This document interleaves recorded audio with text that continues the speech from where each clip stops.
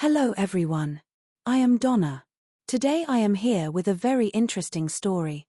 What happens if there is a technological nightmare known as Neptune? Built with stolen United States defense technology, Neptune is a cutting-edge system of 9 incredibly advanced surveillance satellites orbiting the Earth. The intelligence community, including the CIA, Mossad, the Saudis, and the Russians, is aware of Neptune but has no idea who actually built it or controls it. The secret is accidentally uncovered by 3 brilliant, naive Pakistani computer programmers. Not only do they stumble upon the satellites, but they also write a software program called JAM, which is capable of hijacking, manipulating, and completely neutralizing the Neptune system. Realizing they are sitting on a goldmine, the young hackers make a fatal mistake. They reach out to a Washington, D.C. power broker to help them sell the software to the highest bidder. The main characters of our story are as follows. Joel Backman is the titular broker. A formerly ruthless Washington lawyer and lobbyist, now a disgraced federal inmate. Teddy Maynard is the cunning, wheelchair-bound director of the CIA who orchestrates Backman's release to use him as bait. Arthur Morgan is the outgoing, disgraced president of the United States who issues Backman's pardon. Luigi is Backman's primary CIA handler in Italy, tasked with keeping him alive just long enough to see who comes for him.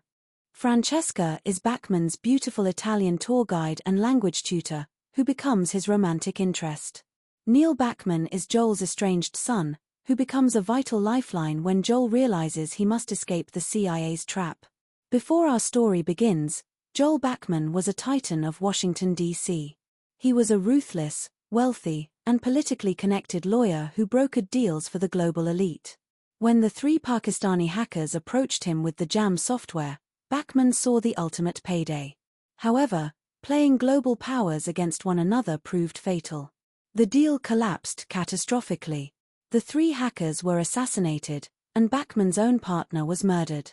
Terrified that he was next on the hit list of half a dozen foreign intelligence agencies, Backman practically ran into the arms of the federal government.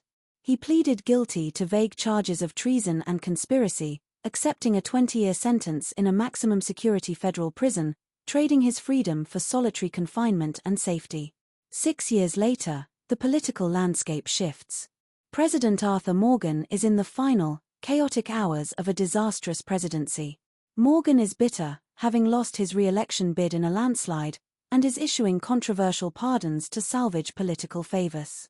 Teddy Maynard, the cynical and brilliant head of the CIA, approaches Morgan with a highly classified request: pardon Joel Backman. Maynard's logic is cold and calculated.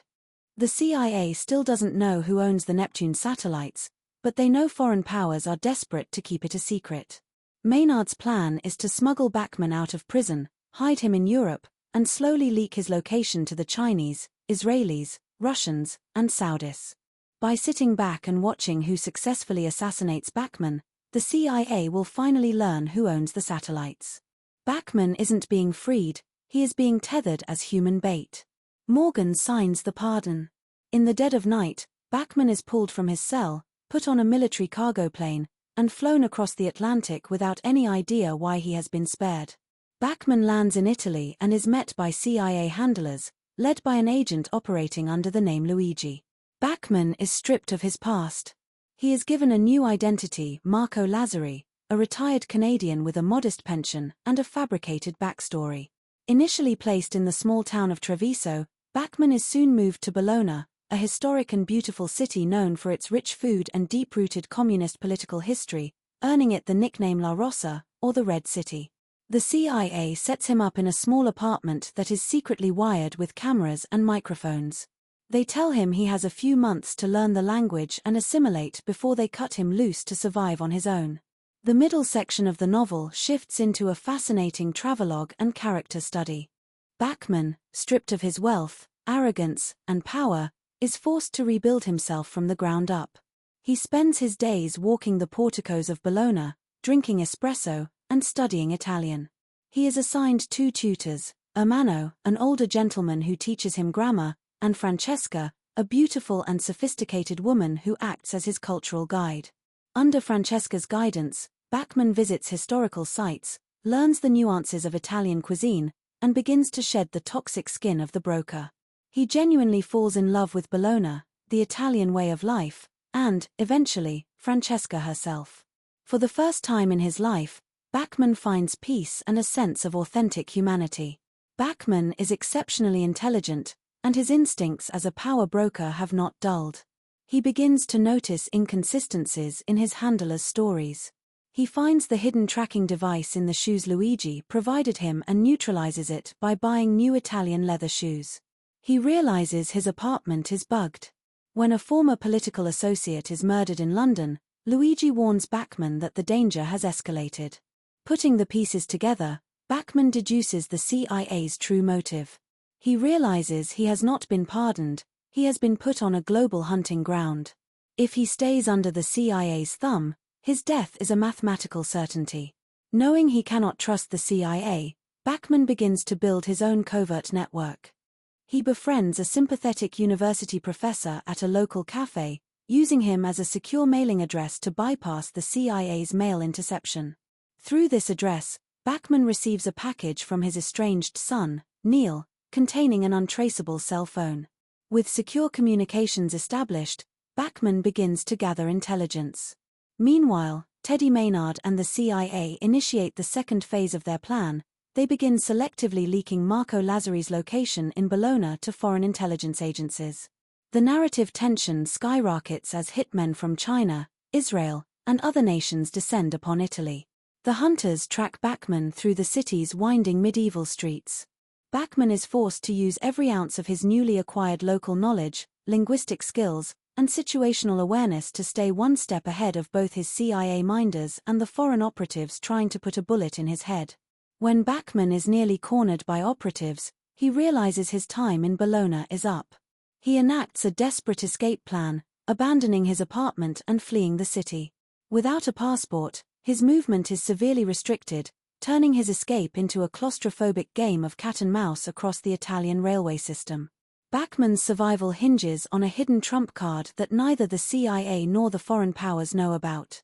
Before he went to prison, Bachmann didn't destroy the jam software. He hid it.